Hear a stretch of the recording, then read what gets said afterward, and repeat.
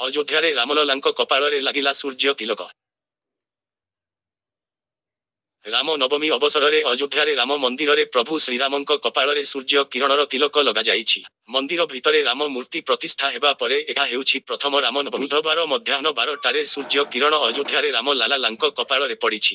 ଦର୍ପଣ ଏବଂ ଲେନ୍ସ ଦ୍ୱାରା ନିର୍ମିତ ଏକ ବିସ୍ତୃତ ଯନ୍ତ୍ର ଦ୍ୱାରା ସୂର୍ଯ୍ୟ ଦେବତାଙ୍କର କିରଣର ଏକ ଧାର ଆସି ଆସି ରାମ ମନ୍ଦିରରେ ପ୍ରଭୁ ଶ୍ରୀରାମଙ୍କ କପାଳରେ ସୂର୍ଯ୍ୟ ତିଲକ ପାଲଟିଛି। ସାରା ଦେଶରେ ରାମ ନବମୀର ପର୍ବ ବେଶ ଧୁମଧାମରେ ପାଳନ କରାଯାଉଛି। ଏହି ଅବସରରେ ଅଯୋଧ୍ୟା ସମ୍ପୂର୍ଣ୍ଣ ଆଲୋକିତ ହୋଇଛି। କାରଣ ରାମଲାଲାଙ୍କ ପ୍ରାଣ ପ୍ରତିଷ୍ଠା ହେବା ପରେ ଏହା ହେଉଛି ପ୍ରଥମ ରାମ ନବମୀ। ଏହି ବିଶେଷ ଅବସରରେ ଅଯୋଧ୍ୟାରେ ରାମ ମଲାଲାଙ୍କ ତିଳକ ସୂର୍ଯ୍ୟ କିରଣ ଦ୍ୱାରା କରାଯାଇଛି। କିନ୍ତୁ ଆପଣ ଜାଣନ୍ତି କି ପ୍ରଭୁ ରାମଙ୍କ ଏହି ସହରରେ ମଧ୍ୟ ଏକ ସ୍ୱତନ୍ତ୍ର ବ୍ୟାଙ୍କ ଅଛି।